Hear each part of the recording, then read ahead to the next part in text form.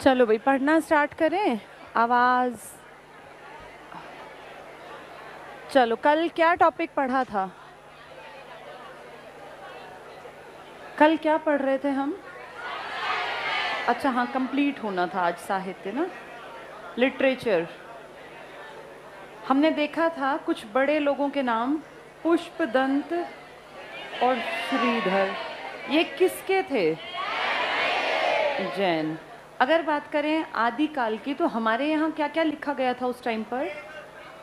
अपने यहाँ नाथ। नाथ में बड़े नाम, एक पूर्ण भगत, इसी को पूर्ण मल्ल, और यही क्या है? चौरंगी नाथ। चौरंगी नाथ किसके समकालीन है? जिन्होंने संप्रदाय चलाया था नाथ। ये पहले नाथ कहलाते हैं, पहले गुरु कहलाते हैं। और ये कहाँ थे हम जानते हैं? महाराष्ट्र में। ये कहाँ है? हरियाणा के रोहतक के आसपास। बाद में आगे जाके यहीं पर क्या नाम था? बाबा मस्तनाथ, जिनके नाम की मस्तनाथ। इनके नाम में नाथ ये अपने आप जोड़ रखे थे सारों ने। इनके नाम की आज क्या चलती है? यूनिवर्सिटी। बाबा मस्तनाथ यूनिवर्सिटी कहाँ पर है? अस्थल बोहर। कहाँ पड़ेगा? रोहतक में। ये सारा हमने पढ़ लिया था। इसके बाद हमने पढ़ना स्टार्ट किया था मध्यकाल में रासो लिखे गए थे ना, जिनमें हमारे हरियाणा का संबंध था। एक तो आल्हा उदल। जहाँ ये लिखा गया वो सारा हमारे काम का नहीं, क्योंकि वो तो चंदेल राजा थे और चंदेलों का हरियाणा में कोई लेन देन था नहीं। लेकिन चंदेल राजा के आल्हा उदल के खंड में, जिसको कहते हैं आल्हा खंड, इसमें हरियाणा का भी जिक्र इसीलिए आया क्योंकि किसकी नाम की बात हुई? और पृथ्वीराज चौहान कहाँ पर भी राज करता था? हरियाणा। इसलिए हमारी हरियाणवी का इसमें एक पुट नजर आया, एक दिखाई दिया कि हाँ भाई हरियाणा से भी इसका लेन देन है। इसके अलावा हम जानते हैं हर्ष के टाइम में और बहुत सारी चीज़ें बदली थी। फिर हमने दो बड़े लोगों के नाम आधुनिक काल में बातचीत की थी। एक का नाम था दीपचंद। दीपचंद, कुछ लोग इसको बहमन लिखते हैं अंग्रेजी में, वैसे ये ब्राह्मण से बिगड़ा हुआ बहमन है, पर पेपर का कुछ नहीं पता, कुछ भी आ जाए, इसलिए दोनों पता हो। एक हमने देखा ही था दादा लक्ष्मीचंद। लक्ष्मीचंद जी के बारे में कल हमने सारी बातें लिख ली थी और मैंने कहा था कि ये कल पढ़ लेंगे। दीपचंद बहमन या दीपचंद बहमन ज़्यादातर किताबें लिखती हैं यही। इन दोनों का संबंध हरियाणा के किस ज़िले से है? हरियाणा में सोनीपत में। और इन दोनों का संबंध एक विधा से है जिसे कहते हैं स्वांग। स्वांग मतलब एक्ट करना, एक्ट करना।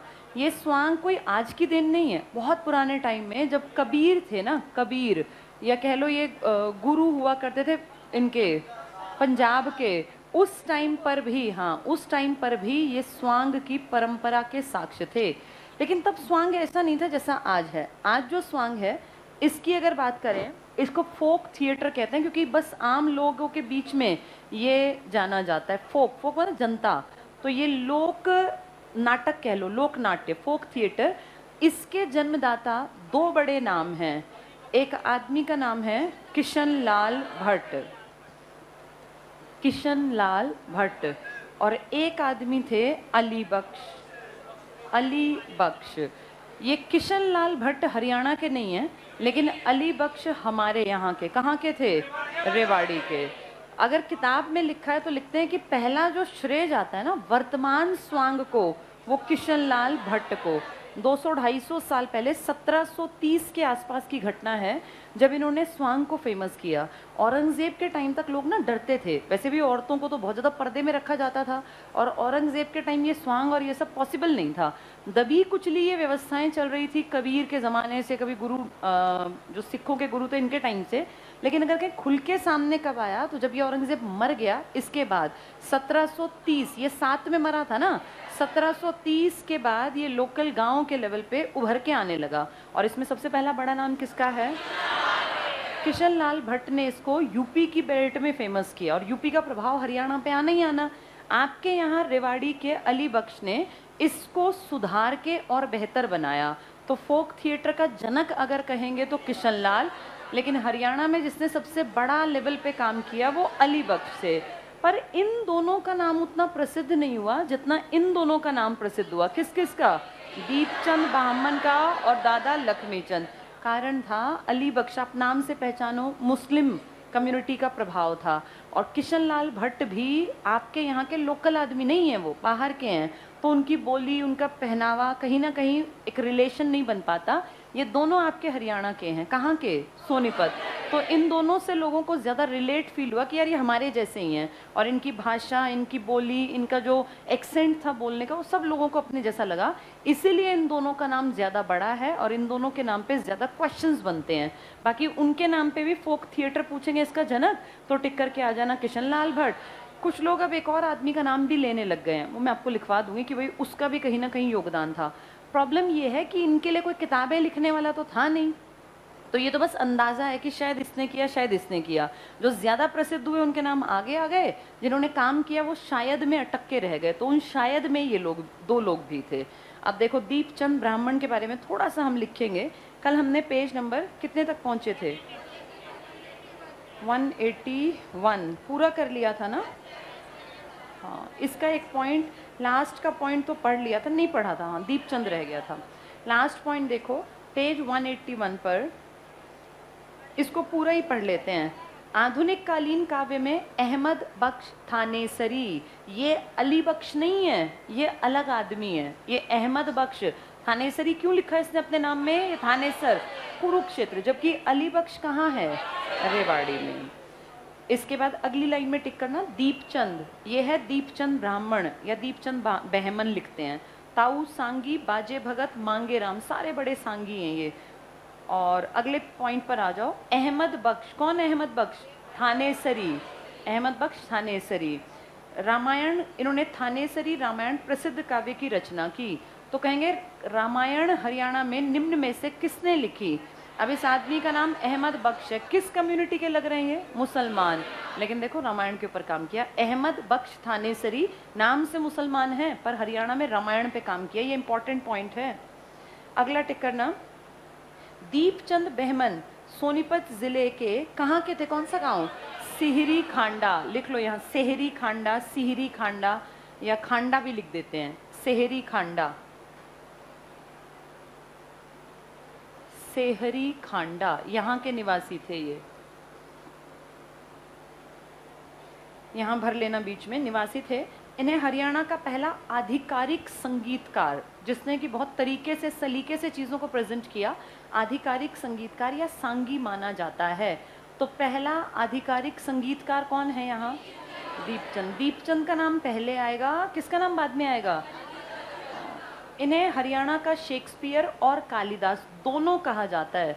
अगर सिर्फ हरियाणा का कालिदास आया तो, और अगर कहें सूर्य कवि तो भी लखनऊ, लेकिन हरियाणा का शेक्सपियर और कालिदास कहें तो ठीक है। चलो, इसके बाद थोड़ा सा तुम्हें अपने आप ऐड करना पड़ेगा इसमें, यहीं कहीं लिख लो ऊपर, दीपचंद बहमन, इनके बारे में लिखो। गुरु छाजूराम, उनके गुरु कौन थे? कल बताए थे। उनके गुरु कौन थे? मान सिंह। मान सिंह थे, मान था, मान सिंह। तो इनके गुरु का नाम है छाजू राम, कहीं कहीं छज्जू राम भी लिखा है।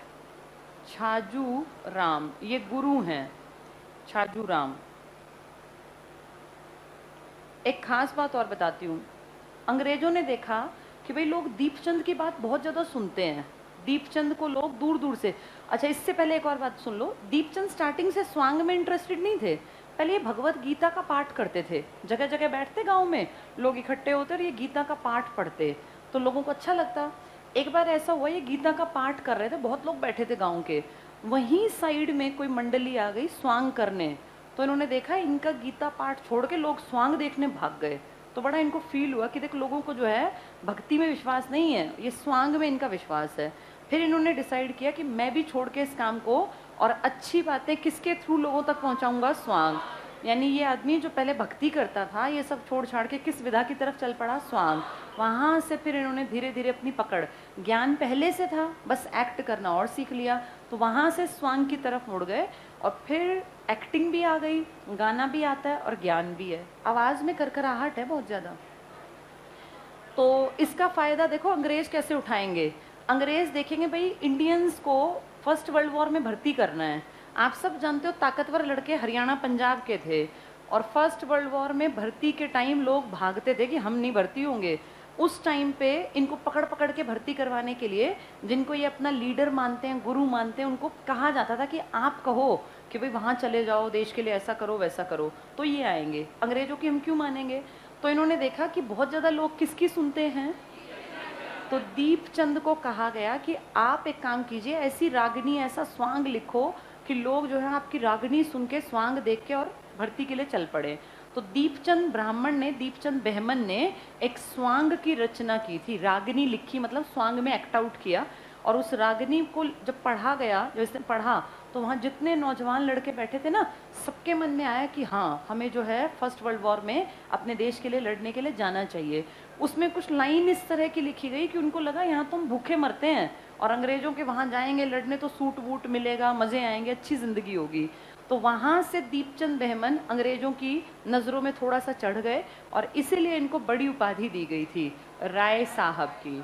तो ये राय साहब, जो इस तरह की उपाधियाँ मिलती थी ना, इसके पीछे कोई ना कोई कारण होता था। तो राय साहब की उपाधि किसको दी गई है? दीपचंद को। ये यहीं पे लिख लो, कहीं लिखो, first world war, first world war की भर्ती के लिए सांग और रागनी, फर्स्ट वर्ल्ड वॉर में भर्ती के लिए सांग और, गूंज लग रही है मुझे क्लास में, देखो क्लैरिटी कहाँ है आवाज में। फर्स्ट वर्ल्ड वॉर में भर्ती होने के लिए सांग और रागनी ये बनाए।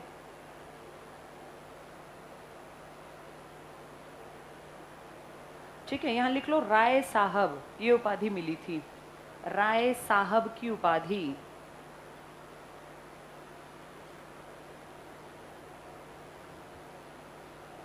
इन्होंने, देखो लाइन पढ़ देती हूँ, तुम्हें भी अंदाजा रहेगा क्या लिखा।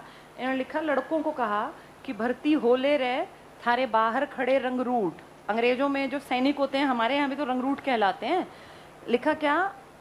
लिखा, आड़े मिले पाट्या पुराना, मतलब वही पुरानी चीजें, उड़े मिले फुलबूट। ये 2 लाइन है।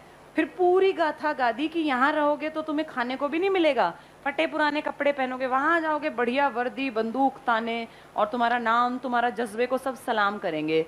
ये कितनी अच्छी तरीके से लोगों का मन मोड़ने का काम भी कर सकता है, एक देखो थिएटर में काम करने वाला आदमी। और इसीलिए अंग्रेजों ने कौन सी उपाधि दी इनको? हाँ, तो ये बड़ी बात है। राय साहब किस बड़े स्वांगी को दिया गया है टाइटल? यहाँ लिख लो आगे, अगला पॉइंट, इससे अगला, फोक थिएटर के जनक हैं किशनलाल भट्ट। काम इन्होंने किया, पर फोक थिएटर के जनक। तुम्हें आवाज ठीक लग रही है, कुछ गड़बड़ लग रही है ना? गड़बड़, क्या गड़बड़ है ये नहीं पता, पर जैसे कान में चुभने वाली आवाज लग रही है मुझे खुद। लिख लो यहाँ, फोक थिएटर के जनक। फोक थिएटर समझ में आया? लोक नाट्य, लोक कला, लोक मंच, कुछ भी कह लो इसको। फोक थिएटर, फोक मतलब होते हैं आम जनता, फोक थिएटर, इसको लोक कला भी कह सकते हैं, लोक मंच भी कह सकते हैं, लोक नाट्य भी कह सकते हैं। तो लोक मंच, लोक कला, लोक नाट्य के जनक, फोक थिएटर के जनक थे हमारे, क्या नाम था इनका? किशनलाल भट्ट, किशनलाल भट्ट। नेक्स्ट पॉइंट में लिखना, रेवाड़ी के अली बख्श, रेवाड़ी के अली बख्श भी महत्वपूर्ण स्वांग, स्वांगी लिख लो, या सांगी अपनी लोकल भाषा में। रेवाड़ी के अली बख्श भी महत्वपूर्ण सांगी थे। तो 4 नाम हमारे बहुत काम के हैं। एक जिसने फोक थिएटर को जन्म दिया, क्या नाम है इस आदमी का? किशनलाल भट्ट। ये मेरठ साइड के थे। आपके यहाँ किसने इसको चेंज किया? अली बख्श। लेकिन अली बख्श फेमस नहीं कर पाए। फेमस 2 लोगों ने किया, एक दीपचंद ने और एक सूर्य कवि ने, यानी लक्ष्मीचंद जी ने। चलो अब देखो, आगे पढ़ते हैं। अब ये पढ़ के देखोगे सब समझ में आएगा। शेक्सपियर, कालिदास हमारा कंप्लीट। अगले पेज पर आ जाओ। पहला पॉइंट तो कल पढ़ लिया था, फिर भी पढ़ लेते हैं। पंडित लक्ष्मीचंद हरियाणवी भाषा के भारतीय कवि थे।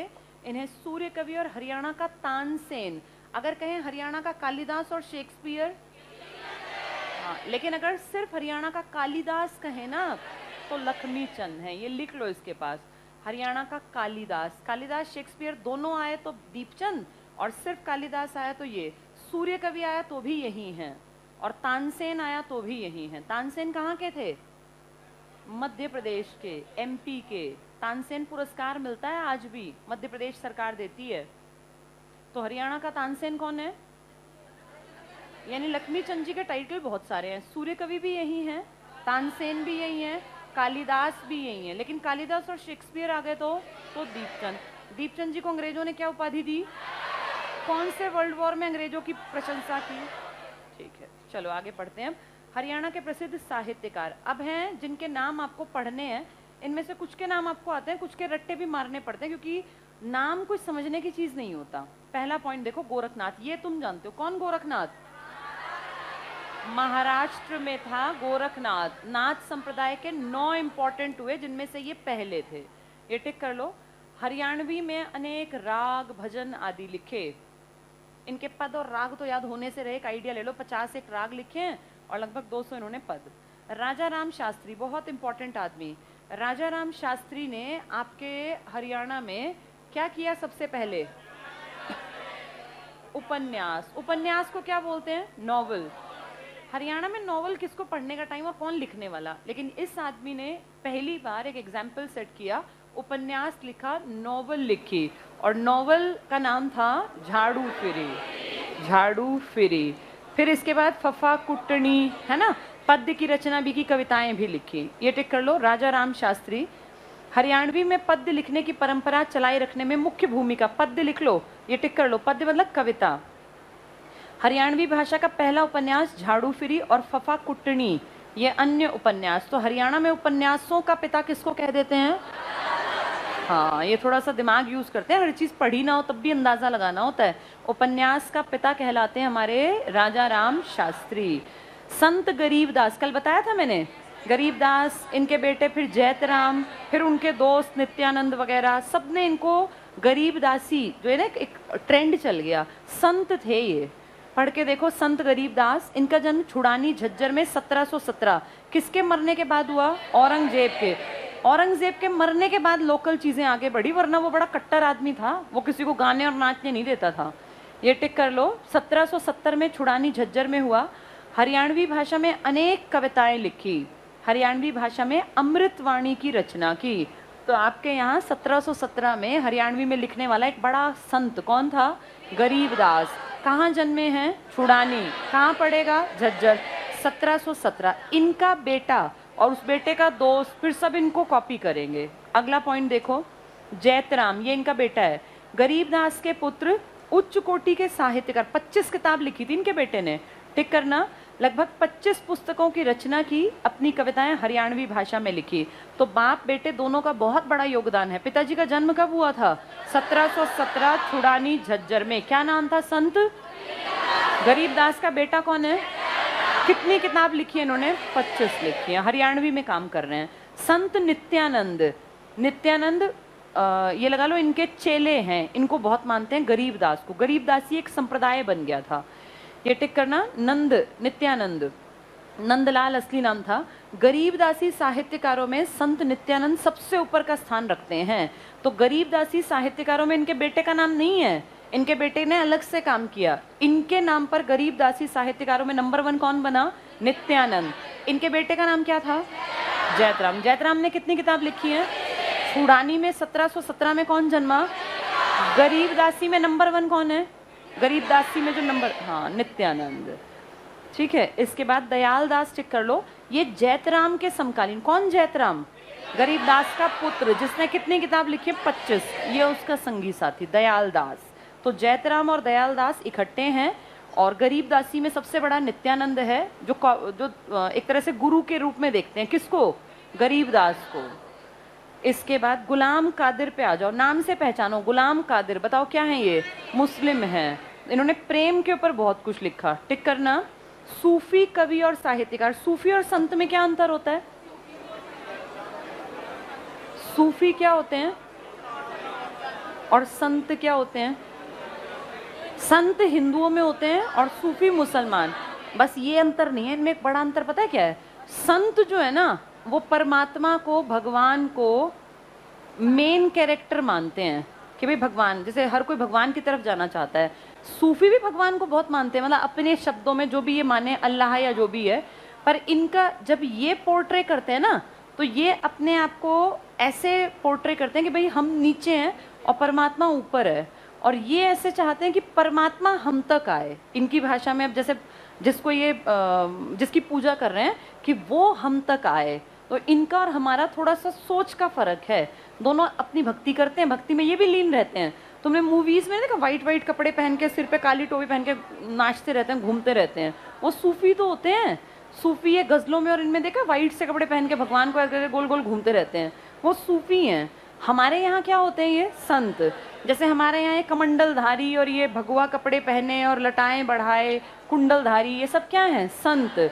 जैसे हमारे संत हैं हमेशा भगवान का नाम लेने वाले, दिखावटी सही, आजकल दिखावट ज़्यादा है, ऐसे ये उल्टा है, ये भगवान में बिल्कुल खो जाते हैं। ये मानते हैं कि भगवान हम तक आएगा, हम भगवान को मजबूर कर देंगे कि भगवान का ध्यान हम पे जाए।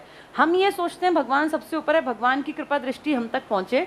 ये कहते हैं भगवान को हम मजबूर करेंगे, भगवान हम तक आए। दोनों की अपनी श्रद्धा है, दोनों का अखंड विश्वास है कि भाई हमारा ऐसा करने से भगवान हमारे ऊपर ध्यान देगा। पर दोनों में से मेल फीमेल का जो कॉन्सेप्ट है ना, कि एक मेन भगवान को मानता है और एक मानता है कि भगवान मेरे पास अपने आप आएंगे, मतलब मैं इतना मजबूर कर दूं भगवान को। ये सूफी और संत वैसे दोनों एक ही हैं, एक इस्लाम धर्म में है और एक हिंदू धर्म में। देखो गुलाम कादिर, ये सूफी कवि और साहित्यकार थे। प्रसिद्ध ग्रंथों में प्रेम लहर, इन्होंने प्रेम के ऊपर लिखा।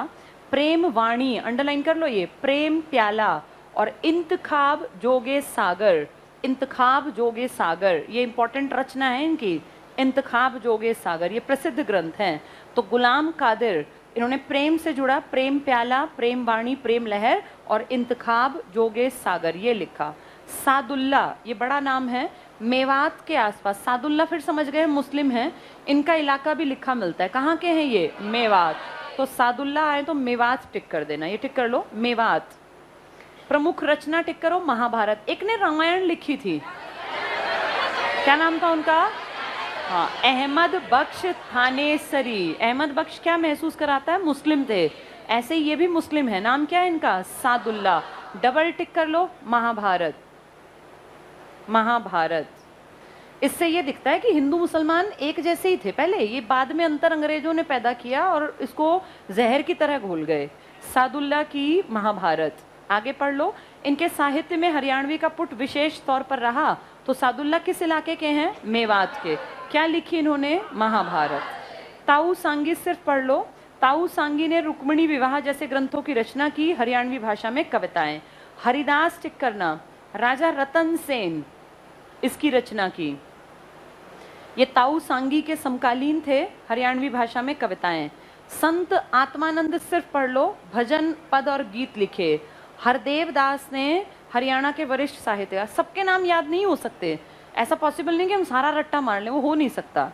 नेक्स्ट काम का है, ये टिक कर लो। सैयद गुलाम हुसैन शाह, महम रोहतक के निवासी।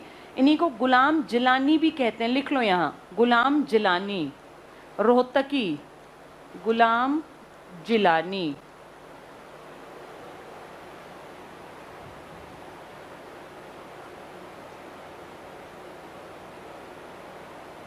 ठीक है, इसके बाद अगला पॉइंट में एक पॉइंट काम का है। प्रमुख रचनाओं में टिक करना। दाहिने हाथ का शंख, ये पूछा गया है कई बार। दाहिने हाथ का शंख किसकी रचना है? ये सैयद गुलाम हुसैन शाह। कहाँ के हैं ये? रोहतक। सादुल्ला कहाँ के थे? मेवात के। सादुल्ला का क्या फेमस है? महाभारत। रामफल चहल पे आ जाओ, इनमें टिक करना। भिवानी जिले के नीमड़ी गांव में इनका जन्म हुआ था, रामफल चहल का। अब ये इतनी सारी बातें हैं कि ये सारे याद करना इम्पॉसिबल है, नहीं ये याद रह पाएंगे। इनकी रीडिंग बेशक घर पे कर लेना। सेकेंड हाफ में आ जाओ। इनको अवार्ड मिला था, इसलिए नाम इम्पॉर्टेंट है चहल का। 2004 में लोक साहित्य के क्षेत्र में योगदान हेतु हरियाणा सरकार द्वारा पंडित लक्ष्मीचंद अवार्ड से सम्मानित। तो पंडित लक्ष्मीचंद अवार्ड कौन से सन में दिया गया? 2004। किसको दिया गया? चहल को, इसीलिए चहल का नाम इम्पॉर्टेंट है। अली बख्श पे पहुंचो। अली बख्श तो हमने कई बार सुन लिया, कहाँ के हैं? रेवाड़ी के। हरियाणा में फोक थिएटर के जनक भी अली बख्श ही हैं। पढ़ो, इन्होंने असंख्य दोहे भजन के साथ तमाशा, राजा नल, पद्मावत, कृष्ण लीला, अंडरलाइन करो, स्वांग, यहाँ लिख लो फोक थिएटर के जनक। रेवाड़ी भी लिख लेना। अली बख्श रेवाड़ी के हैं और लोक नाट्य के जनक हैं, ये पिता हैं, फोक थिएटर के पिता या जनक अली बख्श। अली बख्श से काम पहले कौन कर चुका? किशन लाल भट्ट। लेकिन वो हरियाणा में काम नहीं किया, उन्होंने काम किया यूपी की बेल्ट में। हरियाणा में काम किया अली बख्श ने। अली बख्श के काम को और बेहतर बनाया दीपचंद ने और लक्ष्मीचंद जी ने। अब नीचे टेबल है, इसमें टिक करना मोहन चोपड़ा, इनकी बहुत इंपॉर्टेंट किताबें हैं। बाहें, नीड के आगे, टूटा हुआ आदमी, ये नए लोग, ये टिक कर लो, टूटा हुआ आदमी, नीड के आगे, बाहें, ये नए लोग। अब ये सारे नहीं याद होंगे, चौथा टिक कर लो, रमेश चंद्र जैन का मेहंदी रचे हाथ, ये कई बार पूछ चुके, मेहंदी रचे हाथ किसका है ये? हाँ। सातवां टिक कर लो, जय नारायण कौशिक का माटी का मोल, ये हरियाणवी इसके ऊपर कहानी है। और बूढ़ी सुहागिन, जय नारायण कौशिक का। 16वें नंबर पे आ जाओ, क्योंकि बीच के इतने सारे याद नहीं हो सकते। मैं कह दूं घर पे याद करना, तो मुझे पता मैं भी नहीं करती, अगर मैं होती इतने याद होना पॉसिबल नहीं है। 16वां टिक कर लो, सम्राट हर्षवर्धन की फेमस, तीनों तुम जानते हो, प्रियदर्शिका, रत्नावली, नागानंद, ये मोस्ट फेमस हैं। बाण भट्ट की टिक कर लो, हर्षचरित और कादम्बरी। चंडी शतक भी कर लो, क्या पता पूछ लें। कादम्बरी। श्रीधर, श्रीधर कौन था? जैन, यहाँ श्रीधर के पास जैन कवि लिख लो। तो ये जैन के नाथ थे ना, जैन में भी दो चार के नाम बताना। नहीं नहीं नहीं, नाथ में इनके, जैनियों के, अपने नहीं, जैनियों के नाथ नहीं पता? पार्श्वनाथ, आदिनाथ, पता है ना, ये महावीर स्वामी, ये इन्हीं के तो है सारे। यहाँ जैन लिख लो और यहाँ टिक करो पार्श्वनाथ। अब तुम समझ सकते हो पार्श्वनाथ किताब क्यों लिखी, बताओ पार्श्वनाथ कौन था? कौन सा गुरु था जैनियों का? तीर्थंकर। कौन से थे ये? 23वें, लिख लो यहाँ 23वें गुरु। तो अपने गुरु की तो किताब लिखेगा आदमी। 23वें गुरु। वर्धमान महावीर कौन से तीर्थंकर हैं? 24वें, लिख लो 24वें। इसलिए श्रीधर का नाम हम कल परसों से कई बार सुन रहे थे। लेकिन एक अजीब बात देखो, श्रीमद् भागवत टीका भी इन्होंने लिखी है। ये मैंने आपको बताया था, 3 धर्म उस टाइम पनप रहे थे, हिंदू, जैन और बौद्ध। अगला टिक करना श्रीधर के बाद, नीचे पहुंचो 27वां, माधव प्रसाद मिश्र, पहली कहानी लिखी थी लड़की की बहादुरी। यहाँ टिक कर लो और लिख लो अपने आप, लड़की की बहादुरी, हरियाणा की पहली कहानी है ये, लड़की की बहादुरी। बाल मुकुंद, बहुत बड़ा नाम है बाल मुकुंद का, तुम अच्छी तरह जानते हो। बाल मुकुंद गुप्त नाम के आदमी ने क्या किया था? कविताएं लिखते थे 8वीं क्लास में। किसने छपवाई थी? पंडित दीनदयाल शर्मा। कहाँ का अखबार था? मथुरा। अखबार का नाम भी क्या था? कौन सी भाषा? उर्दू में। तो ये ढेर सारी तो याद होने से रही, लेकिन कुछ कर लेना। अधखिला फूल, सॉरी, अधखिला फूल मेन तो यही है, बाकी इतने सारे याद नहीं होंगे। इसके बाद अगले पेज पे आ जाओ। जय नारायण कौशिक का इंपॉर्टेंट है, कई बार आ चुकी, माटी का मोल। जय नारायण कौशिक का पीछे भी था शायद ये, माटी का मोल इंपॉर्टेंट है, यह इंपॉर्टेंट लिख लो। राजा राम शास्त्री किस चीज के जनक हैं ये? उपन्यास की विधा हरियाणा में, यहाँ लिख लो, हरियाणा में उपन्यास के जनक, हरियाणा में उपन्यास के जनक राजा राम शास्त्री। ईख की खेती प्रहसन, ये टिक कर लो, ईख की खेती प्रहसन, ये इन्होंने कहानी के रूप में लिखी है। 46 नंबर पे आओ, विष्णु प्रभाकर, बहुत बड़ा नाम, आवारा मसीहा, मोस्ट इंपॉर्टेंट, हिंदी में पढ़ते हैं लोग इसको, बहुत सारे अवार्ड भी मिले हैं। आवारा मसीहा किसकी है? नेक्स्ट टिक करो, अहमद 51 नंबर पर, अहमद बख्श थानेसरी, नाम से मुसलमान लेकिन क्या लिखी? और महाभारत किसने लिखी? सादुल्ला ने। पिछले पेज पे देखो, सादुल्ला तुमने टिक किया था, यहाँ महाभारत टिक की थी, तब मैंने बताई थी ये बात। रामायण महाभारत मुसलमान राइटर्स ने भी लिखी है, एक सादुल्ला और एक अहमद बख्श थानेसरी, यहीं इसके पास लिख लो। सादुल्ला ने महाभारत लिखी, फिर दोनों याद रखना, एक मुस्लिम राइटर ने रामायण और एक मुस्लिम राइटर ने महाभारत। नेक्स्ट है उदय भानु हंस, अभी तो एक्सपायर हुए थे ये, कहाँ पर? हिसार में। कहाँ से थे ये? थे तो पंजाब के पाकिस्तान वाले इलाके से, लेकिन आज़ादी के बाद हमारे देश में आ गए क्योंकि हमारे यहीं के थे। उदय भानु हंस टिक कर लो। संत सिपाही क्या लिखोगे यहाँ, क्या थे ये तुम्हारे? हाँ लिख लो पहले राजकवि। अब दूसरा कोई बनाया है क्या? कोई नहीं, अब नहीं बनाएंगे, लिख लो पहले राजकवि। संत सिपाही। देवी शंकर प्रभाकर, बहुत बड़े आदमी, प्रभाकर का पूरा खानदान, जिन लोगों ने मूवीज में बहुत बड़ा योगदान दिया।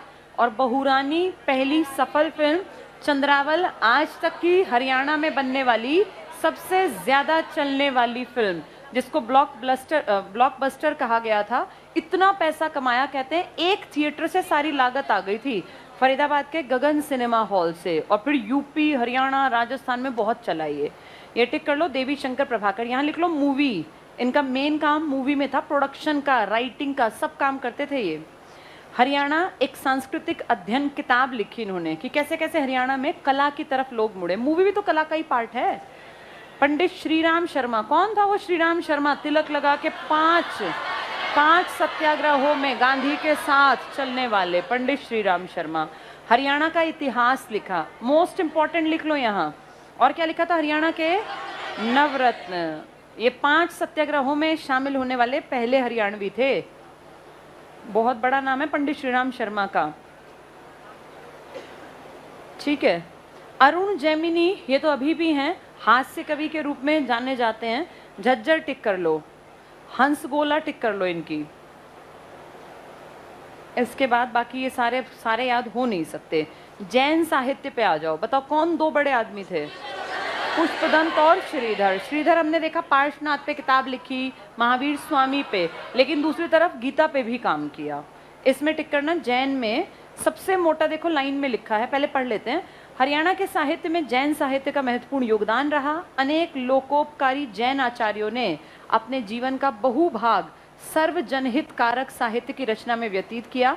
जैन साहित्य के प्रमुख रचनाकारों में टिक करो पुष्पदंत। 2 बड़े नाम कहें तो श्रीधर और पुष्पदंत। प्रमुख रचनाकार में वैसे तो ढेर लोग हैं, पहला टिक करो पुष्पदंत, ये सबसे इंपॉर्टेंट है। दूसरा मालदेव, ये पेपर में आए थे HSSC में। मालदेव इनमें से किसके धारा के थे? नाम पढ़ के लगता है हिंदी के होंगे, लेकिन मालदेव किसके हैं? हाँ ये इंपॉर्टेंट है, आ चुका है HSSC में। सुंदरदास पढ़ लो, ये भी इसी के हैं। विजयानंद सूरी भी इसी के हैं। एक्चुअली इस टाइम पे क्या था, बहुत लोग जैन धर्म में थे लेकिन वो हिंदू धर्म के लिए भी काम करते थे। अशोक खुद कैसा था, किस धर्म के लिए खूब उसने पैसा दिया था, लेकिन उससे पहले आप लोगों को पता होना चाहिए इसने हिंदू धर्म के लिए भी खूब पैसा दिया। इनकी अशोक की सभा जब लगती थी ना, तो अशोक की सभा में जाके यहाँ एक तरफ हिंदू और एक तरफ बौद्ध, वो अपनी बातें करते, वो अपनी, और कहते भाई महाराज हमें दान दीजिए, तो दोनों को दान दिया करता था ये। ऐसा नहीं बस बौद्ध को आगे बढ़ाया, ज्यादा आगे बौद्ध को बढ़ाया जब उस युद्ध के बाद इसका मन बदल गया, कलिंग के बाद। लेकिन इसने ऐसा नहीं कि हिंदू धर्म में पैसा नहीं लगाया। तो पुराने काल में ना कोई भी राजा इन 3 धर्मों में विश्वास करता था, या तो हिंदू में, या जैन में, या बौद्ध। ऐसा भी है कि बाप हिंदू है तो बेटा जैन बन गया, इसको बुरा नहीं मानते। तीनों की बातें एक जैसी हैं। ये तीनों अगर ध्यान से देखें, महात्मा बुद्ध याद करो, पहला गुरु कौन था महात्मा बुद्ध का? अलार कलाम। उसने क्या सिखाया था? उसने सिखाया था दर्शन। और दर्शन किस धर्म में है? कितने दर्शन है? 6 दर्शन है ना। तो सोचो जो पहला गुरु है उसने हिंदू धर्म के दर्शन से परिचय कराया, तो आदमी के पहले गुरु का प्रभाव दिमाग पे, मान सिंह का प्रभाव देखो किसके दिमाग पे था, किसके पर? हाँ, तो ऐसे पहला गुरु तो हिंदू था ना, अलार कलाम तो हिंदू के दर्शन ही तो बताए थे इसको। अब उस दर्शन से प्रभावित है, बेशक अपना धर्म अलग चला दिया, लेकिन 4 बातें हम सबने सेम कही। सत्य, अहिंसा, अस्तेय, अपरिग्रह, चोरी ना करना, हिंसा ना करना। सत्य, अहिंसा और अस्तेय और अपरिग्रह, इकट्ठा ना करना। सत्य का मतलब हर धर्म कहता है कि सच बोलो, हर धर्म कहता है हिंसा मत करो, अहिंसा के पथ पर चलो। अस्तेय, चोरी ना करना। अपरिग्रह, इकट्ठा ना करना। संग्रह ना करना, क्योंकि संग्रह दुख का कारण बनेगा। जब ज़्यादा मकान दुकान और ये सब इकट्ठा करता है आदमी तब वो ज़्यादा डरता है। तो इनका ऐसा कहना था कि ठीक है, ज़रूरत की चीज़ें रखो, क्योंकि लाइफ का नहीं पता, कल को बीमारी लग जाए, कुछ हो जाए, लेकिन बहुत एक्स्ट्रा संग्रह मत करो। झूठ बिल्कुल मत बोलना, हिंसा कभी मत करना, चोरी मत करना। ये 4 बेसिक प्रिंसिपल किस धर्म के हैं? और हिंदू से ही पढ़ के कौन कौन से धर्म आगे बढ़ गए? जैन और बौद्ध। जैन का हमने पढ़ा था, जैन वाले जो थे इनका भी संबंध कहीं ना कहीं कॉमन चीज़ें थी, कुछ कॉमन चीज़ें। और अगर इस्लाम को भी पढ़ेंगे ना तो 100% देखना इस्लाम में भी इस तरह की बातें कही गई होंगी। कोई भी धर्म घटिया बात सिखा ही नहीं सकता। लोग क्या सीखें वो उनके अपने नज़रिए पर है, अदरवाइज धर्म सब अच्छी बात करते हैं। देखो आगे, तो जैन धर्म में मालदेव हो गए, सुंदरदास, विजयानंद सूरी, 4 नाम इंपॉर्टेंट है, जिनमें पुष्पदंत, श्रीधर और मालदेव बहुत इंपॉर्टेंट है। सेकेंड हाफ में आ जाओ, हरियाणा का संस्कृत और उर्दू साहित्य। संस्कृत में तो तुम्हारा बहुत बड़ा योगदान है। क्या लिखा हमने? पुरानी किताबें, वेद लिखी हैं, वेद सारा संस्कृत में है। हरियाणा में खड़ी बोली हिंदी के साथ साथ, ये टिक कर लो, संस्कृत और उर्दू का भी प्राचीन काल से साहित्यिक विकास। रचनाओं में टिक करना, महर्षि वेद व्यास सबसे बड़ा नाम। महाभारत, गीता, पुराण और वेद इकट्ठे किए थे, लिखे नहीं थे। यहाँ लिख लो वेदों का संकलन, क्योंकि वेद तो ऋषि मुनियों ने लिखे थे। पंडित विद्याधर शास्त्री टिक कर लो, बस नाम इंपॉर्टेंट है, इतने सारे तुम याद नहीं कर पाओगे। इसके बाद 6ठे नंबर पर टिक करना, खुदा बख्श अहमद। नाम से क्या लग रहा है? हाँ, ये खुदा बख्श कौन है? असली में पहचाना? हरियाणवी रामायण कौन है ये? हाँ, ये अली बख्श या अहमद बख्श। अली बख्श स्वांग वाला है, थोड़ा दिमाग को एक्टिव रखना वहाँ। अली बख्श रेवाड़ी का स्वांग वाला है और अहमद बख्श थानेसरी है, तो वही है खुदा बख्श। यहीं लिख लो अहमद बख्श। अहमद तो लिखा ही है, उल्टा पढ़ो इसको, अहमद बख्श। ये खुदा, मोहम्मद और ये तो नाम अपने आप जोड़ लेते हैं अपने नाम में, जैसे हम लोग श्री जोड़ लेते हैं। तो ये अहमद बख्श थानेसरी है, इसने क्या लिखी है? हरियाणवी। और महाभारत सादुल्ला, कहाँ का था सादुल्ला? मेवात का। इसके बाद 9वां टिक करो, बाणभट्ट, हर्षचरित, कादम्बरी और चंडी शतक। इसके बाद 10वां छोड़ दो, नीचे आ जाओ, 10वें के नीचे। हरियाणा के पहले सूफी संत थे शेख मोहम्मद तुर्क। अब देखो, शेख भी नाम नहीं है, मोहम्मद भी नाम नहीं है और तुर्क भी नाम नहीं है। संत आधी बार अपने नाम ही नहीं रखते थे, ये तो उपनाम हो गए ना। शेख मोहम्मद तुर्क, इनके आगे लिख लो नारनौली। हमारे नारनौल में आके बस गए थे, और जानते हो कहाँ से आए थे? तुर्किस्तान से, इस्लाम को फैलाने के लिए। तुर्किस्तान से चल के पैदल इस्लाम को आगे बढ़ाने के लिए क्या नाम रखा है इनका? शेख मोहम्मद। हाँ, तो शेख किसी के भी नाम में भाई, राजा के नाम में, मोहम्मद मोहम्मद साहब के कारण, और तुर्क क्योंकि ये कहाँ से चल के आए थे? हाँ, तुर्किस्तान से। क्या फैलाने आए थे? कहाँ आके रुके? तो ये हरियाणा का पहला था, ये टिक कर लो, हरियाणा के पहले सूफी संत थे ये। सूफी समझ में आ गए? जो भगवान को, जैसे हम भगवान को अलग रूप में पूछते हैं, वो अलग रूप में पूछते हैं। तो हरियाणा का पहला सूफी संत का नाम क्या है? शेख मोहम्मद तुर्क। शेख मोहम्मद तुर्क कोई नाम नहीं होता, पर ये है। यहाँ इंपॉर्टेंट लिख लो, ये पूछा जाता है हरियाणा का पहला सूफी संत कौन था? तो हरियाणा का पहला सूफी था शेख मोहम्मद तुर्क। नारनौली लिख लेना। और तुर्किस्तान से चलकर नारनौल आए थे, किस काम के लिए आए थे? इस्लाम फैलाने। सूफी संत, अगला पॉइंट है ये, इसमें मिक्स कर रखा है ना पॉइंट, अगला है ये। सूफी संत है शाह गुलाम जिलानी रोहतकी। पीछे इसका नाम पढ़ के आए थे तुम अभी। गुलाम जिलानी रोहतकी की चौपाइयाँ अत्यधिक प्रसिद्ध हैं। ये दूसरा आदमी है। शेख मोहम्मद तुर्क अलग आदमी है, जिलानी अलग आदमी है। ये मोहम्मद तुर्क कहाँ आके बसे हैं? नारनौल में। जिलानी कहाँ है? रोहतक में, महम रोहतक में। अगला पॉइंट टिक करो। फिर इनमें आगे हैं शाह मोहम्मद रमज़ान शाहिद, इनको हादी हरियाणा, ये टिक कर लो। शाह मोहम्मद रमज़ान शाहिद, इनको हादी हरियाणा। नेक्स्ट लाइन में टिक करना, गद्य पद्य दोनों शैली में अनेकों पुस्तकों की रचना की इन्होंने। तो पूछे हादी हरियाणा कौन है, और 4 नाम दे दें, कौन है ये? शाह मोहम्मद रमज़ान शाहिद। और वो क्या नाम था उनका जो नाम ही नहीं था? शेख मोहम्मद तुर्क नारनौली, है ना। नारनौल में कहाँ से आए थे वो? तुर्किस्तान से। और अपने यहाँ कौन था ये रोहतक महम में? जिलानी, जिसने क्या रचना की? चौपाइयाँ लिखी। 3 हो गए ये नाम। अगला पॉइंट टिक करो, हजरत खैरू शाह, ये चौथा नाम, ने 12 मासा लिखी, राजा राम शास्त्री ने इसको प्रकाशित करा। देखो हिंदू मुस्लिम एकता है यहाँ। तो शेख, क्या नाम था इसका, हजरत खैरू शाह, इसने 12 मासा लिखी। राजा राम शास्त्री जो किसके जनक हैं, हरियाणा में उपन्यास के पिता कहलाते हैं, उन्होंने इसको प्रकाशित करवाया।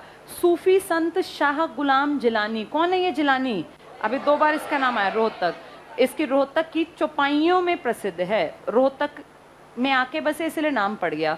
तो एक तो आके बसे थे नारनौल में और एक आके बसे थे रोहतक में, एक जैसे नाम लगेंगे। पहला सूफी कौन था तुम्हारे यहाँ, शेख मोहम्मद तुर्क नारनौली, किसको हादी हरियाणा कहते हैं, रमजान शाहिद को। अब ये एक जैसे लगेंगे इसलिए 2-4 बार पढ़ लेना अपने घर। अगला पॉइंट टिक करो, उर्दू में पुरस्कार मिलता है हाली पुरस्कार। कौन हाली, अल्ताफ हुसैन हाली, बहुत बड़े कवि हुए पानीपत के। अल्ताफ हुसैन हाली के नाम पर, यहाँ लिख लो, जन्म पानीपत। किसको गुरु मानते थे, मिर्जा गालिब को, जो कि दिल्ली में रहा करते थे, कोतवाली के पास, चांदनी चौक, जो ये अपना है ना लाल किला, इसके बिल्कुल सामने। हरियाणा के नाथ संप्रदाय में टिक करो, चौरंगी नाथ। चौरंगी का असली नाम क्या था, पूर्ण भगत ही पूर्णमल है ये। अगले पेज पे आ जाओ। हरियाणा के केयू में 5 नाथ, टोटल मेन नाथ तो बहुत सारे हैं लेकिन मेन 9 हैं, इनमें से 5 नाथों का विवरण रखा हुआ है आपकी केयू में, टिक करो। हरियाणा के कुरुक्षेत्र विश्वविद्यालय के संग्रहालय में 5 नाथों का वर्णन है जो शारदा लिपि में हैं। 5 नाथ शारदा लिपि में, कहाँ लिखित में रखी है इनकी बातें, केयू में। इसके बाद मुहावरे लोकोक्तियाँ तुम खुद पढ़ सकते हो, क्योंकि मैं तुमसे खराब ही पढ़ूंगी इनको, तुम ज़्यादा अच्छा पढ़ लोगे। नीचे आ जाओ, प्रसिद्ध साहित्यकार, अपना टाइम ना खराब करो, मेरे में वो एक्सेंट आना नहीं, तुम्हें टाइम पास करना है, पढ़ लो। चलो पहले पढ़ लो, ये पढ़ के देखो। पहला, राजा राम शास्त्री का साहित्य क्या है, झाड़ू फिरी। यहाँ फटाफट से देखो लिखा है, पहला हरियाणवी उपन्यास, लिख लो, उपन्यास के जनक। फफा कुट्टनी इन्हीं का है।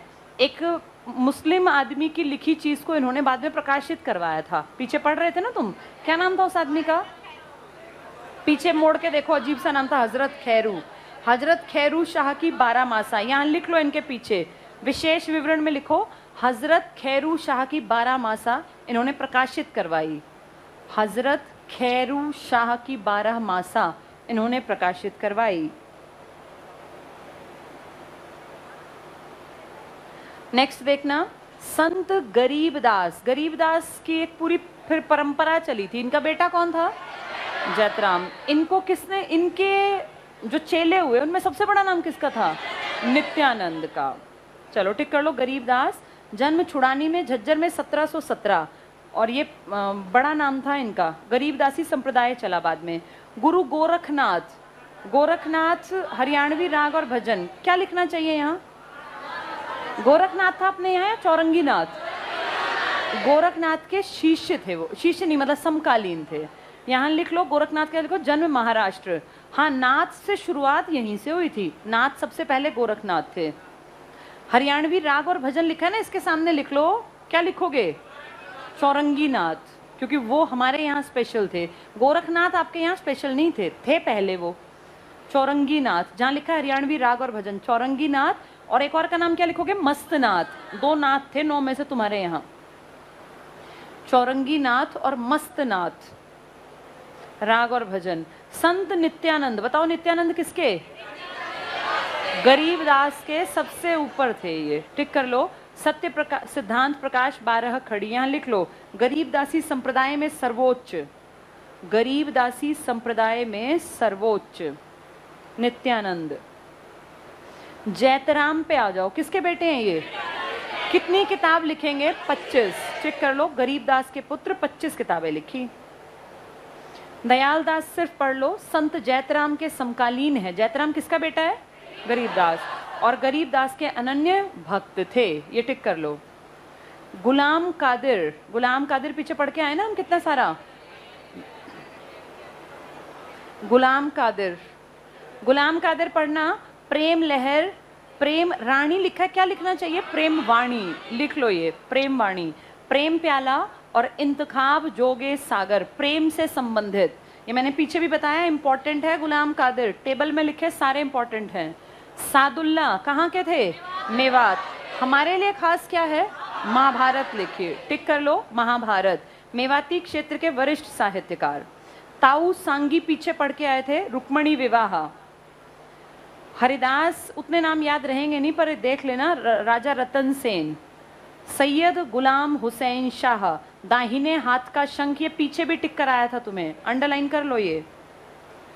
इसके बाद टिक करना अली बख्श पे आ जाओ, रेवाड़ी के। कौन अली बख्श? अहमद बख्श कहाँ का है? थानेसर का। अली बख्श कहाँ का है? रेवाड़ी का। ये टिक कर लो, यहाँ लिख लो हरियाणा फोक थिएटर के जनक, ये इंपॉर्टेंट है, हरियाणा लोक नाट्य के जनक। ये सबसे बोरिंग टॉपिक था जो हम आज तक पढ़ते आए हैं, इतना बोरिंग कोई टॉपिक होता नहीं है, लेकिन इसमें से पेपर में देखा है पिछली बार जितने पेपर हुए हैं हर बार क्वेश्चन उठता है और लगभग लोगों का नंबर कटता है। अब जैसे सादुल्ला बिना पढ़े नहीं आ पाएगा, जिसने सुन लिया उसको पता है सादुल्ला मेवात के हैं। किसमें काम किया? अहमद बख्श थानेसरी कहाँ का है? किस पे काम किया? हाँ, अब पहला सूफी कौन था तुम्हारे यहाँ? क्या नाम था? शेख मोहम्मद तुर्क। कहाँ से आया था? तुर्किस्तान। कहाँ आके बसा था? हाँ, अल्ताफ हुसैन हाली कहाँ जन्मे थे? तो ये जो सुन लेगा ना उसको याद रहेगा। देखो इसी क्लास में पास होने वाले बैठे और इसी में से फेल भी होंगे। मेरा पढ़ाने का तरीका सबके लिए एक है, जो ध्यान नहीं देगा फिर 1.5-2 साल बाद वो सिर्फ पछताएगा, मौका बार बार थोड़ी ना मिलेगा। जब भी पेपर होगा तो पेपर में ये चीज़ें कहीं ना कहीं घुमा फिरा के तो आएंगी।